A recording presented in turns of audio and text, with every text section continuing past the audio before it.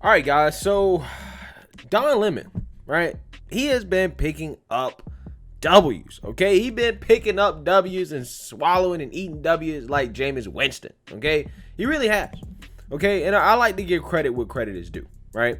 Because when it came to the Adam Toledo shooting, he had a good take, right? It was reasonable, and he understood it from the perspective of law enforcement. Okay, and it was balanced, right? I was like, wow, this is awesome, right? Don Lemon speaking some sense on CNN. And then this shooting with Makiyah Bryant happens, and lo and behold, Don Lemon once again is speaking some sense, coming out here and giving a measured, responsible take on what happened that can lead to an actual real conversation about policing in America, right? That literally is what Don Lemon did. He explained why it was justified in both scenarios. And he's done this twice in a row now, right? And it leaves me wondering, are the ratings hits getting the CNN that much that Don Lemon has to change his tune? Or has he been faking this the whole time, right? Where these weren't really his real opinions, okay? But, who knows? Regardless, Don Lemon is getting some backlash, right? He's getting some backlash from The View, okay? And those people, because apparently they're friends, right? They're all the media elites there in their circle. But they disagree with Don Lemon. And they disagree with Don Lemon because of emotions, right? Because they don't know what they're talking about, and they don't know anything about law enforcement. So I want you guys to take a listen at The View and just a few sound bites of their perspective on why Don Lemon is wrong. And then I'll let you guys see Don Lemon's response. Take a look. This is what it looked like to me, and I've looked at the tape, and I still can't figure it out. Shoot the gun in the air as a warning, tase a person, shoot them in the leg, shoot them in the behind, stop them somehow. But if the only solution is to kill a teenager, there's something wrong with this. There's something very, very wrong with the way these things are being conducted. Even if the cop had to do it, there's something wrong with it. I can't explain it any better than that. But he and I were going back and forth last night because he has a completely different view of this. But all I can say is we keep talking about this over and over again, and kids still keep getting shot. Just like it's like the gun issue in this country. People keep getting shot, and nothing ever gets done about it. It's a very frustrating conversation to have. But I can't add much to it. Okay. Sonny, was de-escalating the situation possibly not an option here? Because I noticed there were other police on the side. So, what's your thought about this? Well, Don Lemon and I are dear, dear friends, and we've been dear friends for a long time. And dear friends oftentimes disagree. And Don is wrong here.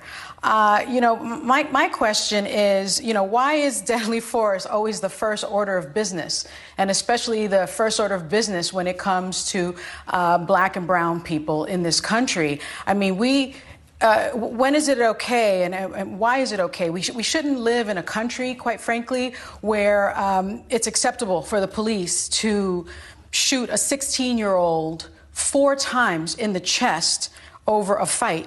It goes from zero to execution very, very quickly when there is a black or brown person involved. All right, so you see the response from The View, right? Obviously, they're disappointed in Don Lemon for not going along with their uneducated opinion. And honestly, guys, I can't really blame them, because the reality is that show, like, those women are emotional, right? They're emotional, and they're looking at this situation from their racialist altar, right? Which means they're not grounded in reality.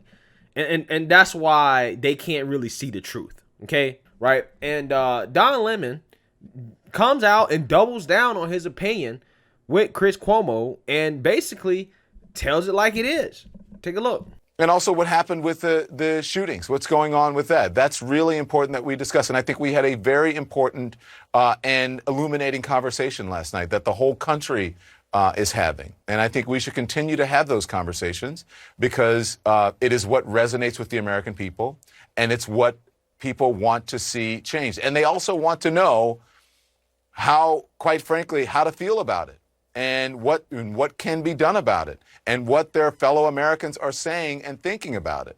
And I still stand by that we cannot treat all police shootings in the same way. You're absolutely right. We can't do that. They're 100% not equal.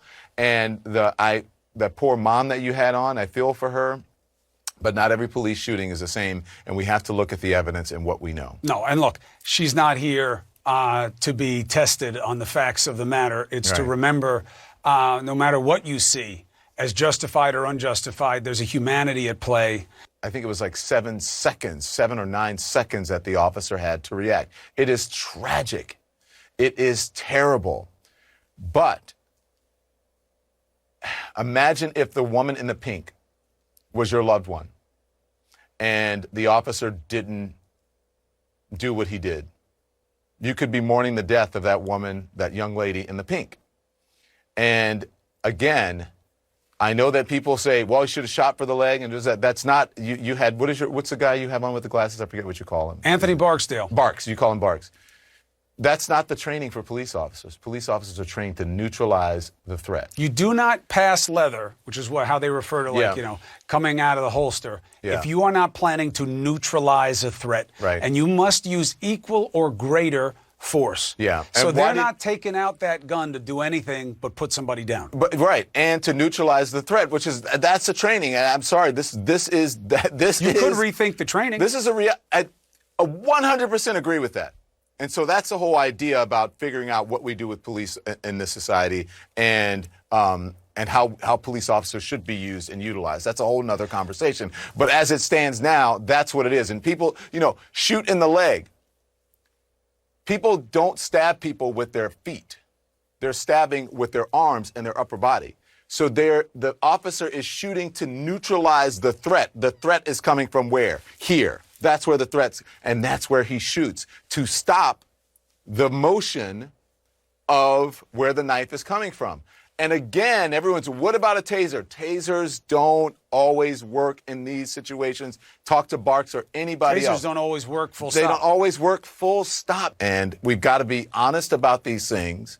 And if we're not honest about these things, as journalists, then it is a dereliction of our duty as journalists. It's journalistic malpractice not to do it. I heard some people were reporting on the incident without showing the knife. Yeah, you got to show all of it. Is malpractice. Yeah, and again, that's looking for trouble. It's tough. And that's wrong. But this is where we are right now, and everyone is emotional. And I understand it, but we have to do our due diligence, and we've got to talk about these things.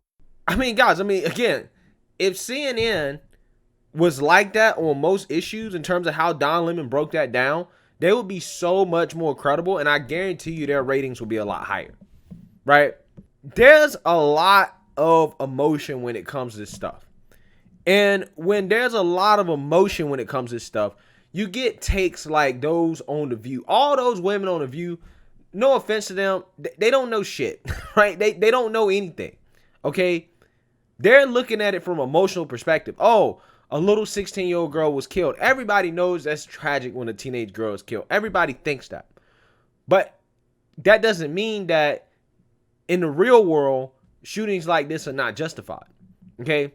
These people, because they're thinking with their emotions, they'll sit up here and say, defund the police out of one side of their mouth, and then out of the other side of their mouth, they'll say, why didn't police become super cop in 10 seconds and de-escalate the situation to avoid having to shoot that teenage girl? So which one do you want? Because if you want to defund the police, then obviously you don't think police are necessary, and you obviously want less quality police officers. You can't have better quality police officers that are going to show up to a scene like that and automatically become Superman if you're not funding them. And this is why, I'm really giving Don Lemon credit here for getting 2 takes right in a row, because when you bring this type of facts and logic to the mainstream super liberals and the leftists, that's how you start red pilling people. Okay? Because they realize that, okay, these people are going too far. This is a slippery slope. We have to use nuance. Like every single time a white cop kills a black person, you can't react like this. It can't be a reaction where it's automatically racism, where the cop is automatically demonized. That leads to a society where a lot of people are just not going to want to be police officers because they're going to feel like they can't do their jobs, right? They're going to feel like they can't do their jobs. And there's a lot of people who don't have the cojones to be police officers. So, I mean, we could essentially potentially face a shortage if this type of narrative keeps up. For real. Why would anybody want to be a police officer if you have to, again, Lord forbid, use your weapon, use lethal force, and no matter if it's justified or not, you still gonna get in trouble for it? You might as well not be one. And I think Don Lemon is smart enough to realize where this is going. But what I will say to Don is that, Don, you have been a part of this. You've been a part of this demonization of police officers, and you've only recently begun to actually call it like it is and to be fair. But you're in bed with the woke crowd, okay? And in a situation like this, you know, although you do get props for calling it like it is and telling the truth and taking your emotions out of it, I would encourage you to do so a lot more, right? Everybody with any common sense knows that shooting was justified. Yes, it's unfortunate. Yes, it's tragic, but it was justified nonetheless. And I'm happy that they called out NBC, right? Lester Holt talking about how they don't have to be fair, right? He the one kind of led into this, but NBC apparently was showing footage and didn't include the knife. They tried to show it as if, oh, there was no knife involved, that the cop just showed up and just opened fire on her. That's how they try to frame this stuff. And guys, I'm going to tell you how widespread this stuff is. Okay, because people I talk to and friends I talk to, a lot of them didn't know that she had a knife. A lot of people just sit down and they get their news, right, in like 10 or 15-minute segments. And people like NBC, when they're telling this story without telling the full story, that is influencing people to believe that, oh my God, it's another tragedy in this country. Oh my God, a police officer just took another black life for no reason. The media is actively pushing this narrative. And the reason why they push this narrative, guys, is because of money. It's because of advertising revenue. It's because of ad dollars. This stuff is profitable. The idea that white police officers are gunning down black people in the streets is profitable. What's not profitable is a story about a police officer saving a girl from being stabbed to death. That's not profitable, right? You can't outrage about that for days on end and have extended media coverage about it. But you can if you frame it as police officer shoots 16-year-old girl. Leave the rest of it out. And that's the point where we're at in society when it comes to our media. The media has been incentivized to push the race narrative purely for money. That's why NBC wanted to frame it that way. And it's effective. It works. It makes people think about the situation in a way that's not objective. I'm telling you, most of these people are scared to even look at videos like that, right? They don't even want to see it. And because they don't want to see it, when you have somebody like NBC or somebody that writes an article and they don't put the part about her having a knife in there and that she was about to stab that person to death, that's how people get influenced to think that this is some type of epidemic. And it's crazy how people think that this issue is so widespread. It's the same thing with the mass shooting thing. You put it out on social media, it spreads on social media like wildfire, and it makes it seem like there's more of it happening than it actually is. It's not that much of it happening.